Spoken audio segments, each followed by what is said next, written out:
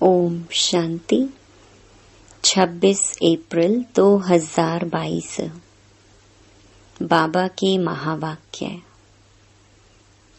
मीठे बच्चे, ऊंच पद पाना है तो आत्मा में ज्ञान का पेट्रोल भरते जाओ।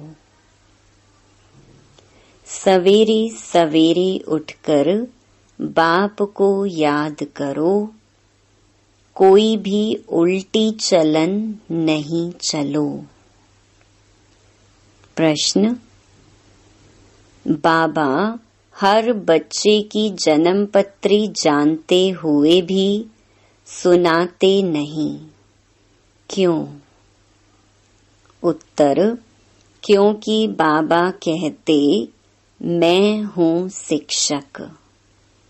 मेरा काम है तुम बच्चों को शिक्षा देकर सुधारना। बाकी तुम्हारे अंदर क्या है यह मैं सुनाऊंगा नहीं। मैं आया हूँ आत्मा को इंजेक्शन लगाने, न कि शारीरिक बीमारी ठीक करने। दूसरा प्रश्न। तुम बच्चे अभी किस बात से डरते नहीं हो, क्यों? उत्तर। तुम अभी इस पुराने शरीर को छोड़ने से डरते नहीं हो, क्योंकि तुम्हारी बुद्धि में है हम आत्मा अविनाशी हैं। बाकी यह पुराना शरीर भल चला जाए, हमें तो वापस घर जाना है। हम अशरीरी आत्मा हैं। बाकी इस शरीर में रहते बाप से ज्ञान अमृत पी रहे हैं।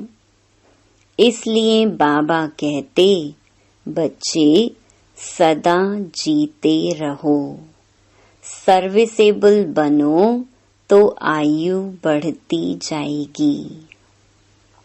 गीत बचपन के दिन भुला न देना। ओम शांति। बच्चों ने गीत सुना, जिसको अब मम्मा बाबा कहते हैं उनको भुलाना नहीं है। गीत जिन्होंने बनाया है वह तो अर्थ को समझते नहीं हैं। यह निश्चय ही नहीं है कि हम उस परम पिता परमात्मा की संतान हैं।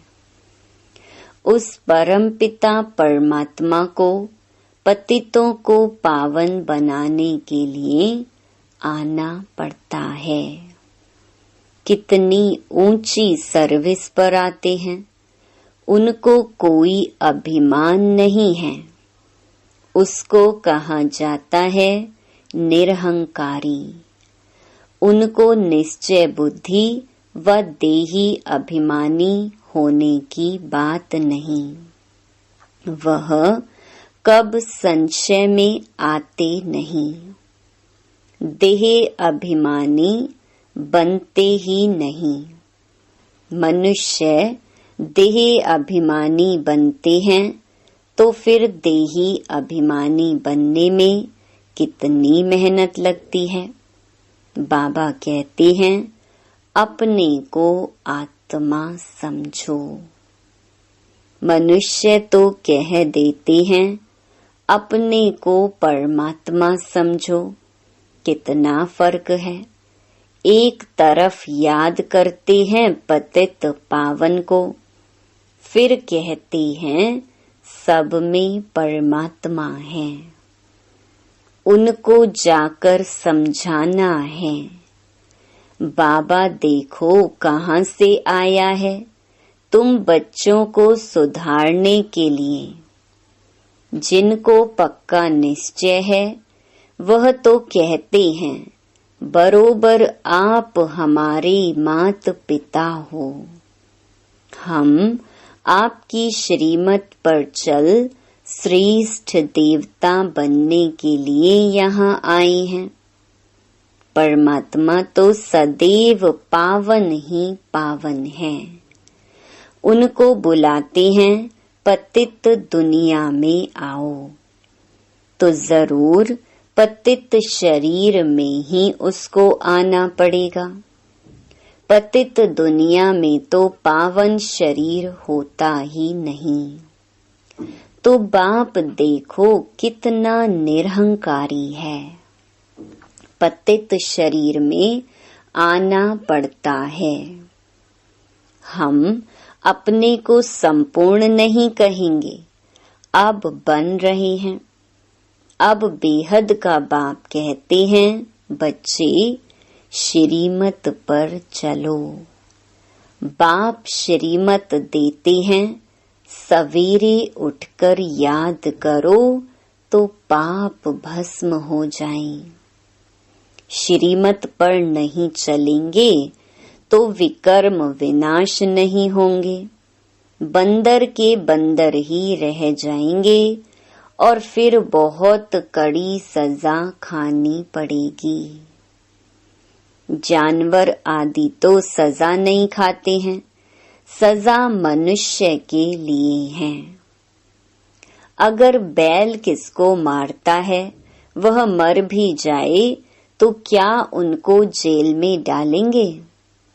मनुष्य को तो फौरन जेल में डाल देंगे। बाप समझाते हैं, इस समय मनुष्य तो उनसे भी बदतर हैं। उनको फिर मनुष्य से देवता बनना है। बाबा समझाते हैं, यह लक्ष्मी नारायण भी गीता का ज्ञान नहीं जानते हैं। वहाँ दरकार ही नहीं, क्योंकि बाप है रचयिता। वहाँ कोई त्रिकालदर्शी होते ही नहीं। अभी यह लोग त्रिकालदर्शी ना होते हुए भी कह देते हैं, हम भगवान हैं। तो बड़े अक्षरों में लिख दो कि गीता का भगवान परम पिता परमात्मा है, न कि श्री कृष्ण। मूल यह एकज भूल ही किसकी बुद्धि में नहीं बैठती है। न बच्चे किसकी बुद्धि में बिठाते हैं। भारत ही स्वर्ग था, यह भूल गए हैं। कल्प की आयु ही लाखों वर्ष कह दी है, इसलिए कोई पुरानी चीज मिलती है तो कहते हैं यह लाखों वर्ष की है। कभी कोई कोई कहते भी हैं क्राइस्ट से 3000 वर्ष पहले भारत स्वर्ग था। तुम जानते हो हम भी देवता थे। माया ने बिल्कुल ही कौड़ी तुल्य बना दिया है। कोई भी मूल्य नहीं है। तो अब तुम बच्चों को भी घोर अंधियारे से निकलना चाहिए।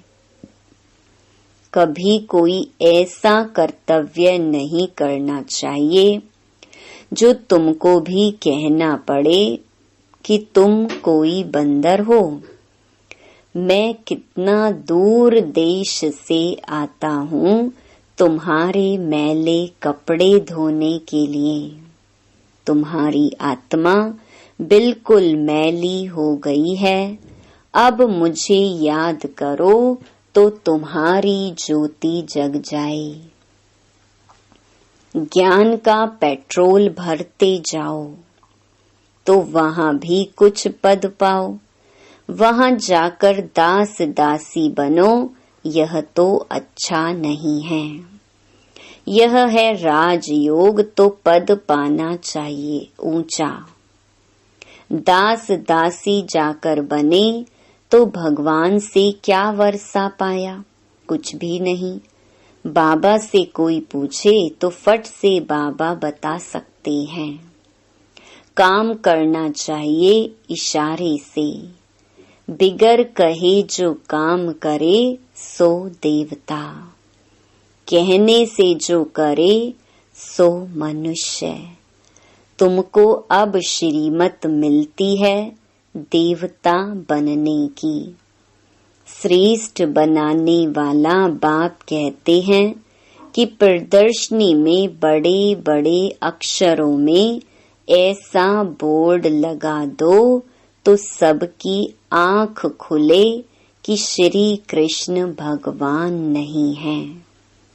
वह तो पुनर्जन्म में आते हैं, वह समझते हैं श्री कृष्ण जन्म मरण में नहीं आते हैं, वह तो हाजिरा हजूर है। हनुमान का पुजारी कहेगा हनुमान हाजिरा हजूर है। यहाँ तो एक ही बाप से वर्षा लेना है। गीता का भगवान हीरे जैसा बनाते हैं, उनका नाम बदलने से भारत का यह हाल हुआ है। यह बात अर्जुन अभी इतनी जोर से समझाई नहीं है। ज्ञान का सागर तो एक ही है, वही पतित पावन है। वो लोग फिर गंगा को पतित पावनी कहते हैं। अब सागर से तो गंगा निकली है, तो क्यों नहीं सागर में जाकर स्नान करें। उनको समझाने के लिए बच्चों में परिस्तानी गुण चाहिए। सबको समझाना चाहिए हम तो बाप की ही महिमा करते हैं। निराकार परमात्मा को तो सब मानते हैं, परंतु सिर्फ सर्वव्यापी कह देते हैं। कहते भी हैं हे राम हे परमात्मा। माला सिमरते हैं ना, ऊपर में है फूल, उसका भी अर्थ नहीं समझते। फूल और मेरू युगल दाना। माता पिता प्रवृत्ति मार्ग है ना, रचना रचेंगे तो जरूर माता पिता चाहिए, तो इन द्वारा बैठ लायक बनाते हैं, जो फिर माला सिमरी जाती है। परमात्मा का आत्मा का रूप क्या है वह भी नहीं जानते हैं। तुमने नई बात सुनी है, परमात्मा एक छोटी बिंदी है। वंडर है ना, इतनी छोटी बिंदी को कोई ज्ञान सागर मानेंगे? मनुष्य को मानते हैं, परंतु वह तो मनुष्यों को मनुष्य द्वारा ही ज्ञान मिलता है, जिससे दुर्गति ही हो गई है। यहाँ तो भगवान खुद आकर ज्ञान दे सद्गति करते हैं, अर्थात राजाओं का राजा बनाते हैं।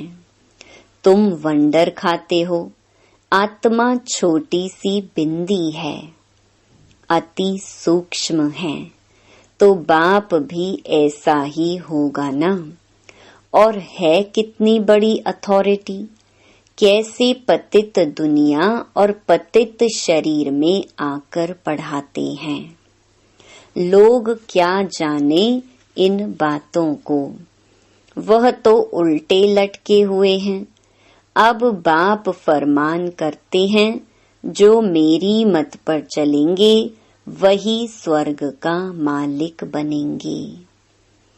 इसमें डरने की बात ही नहीं। हम आत्मा अशरीरी हैं, अब वापस जाना है। मैं तो अविनाशी आत्मा हूँ, बाकी यह पुराना शरीर भल चला जाए। हाँ, बाबा ज्ञान अमृत पिलाते हैं, इसलिए भल जीते रहें। वह भी जो सर्विसेबल होंगे उनकी आयु बढ़ेगी। प्रदर्शनी में बहुत सर्विस होनी है, बहुत इम्प्रूवमेंट होगी। श्री कृष्ण की महिमा और परमात्मा की महिमा में बहुत फर्क है।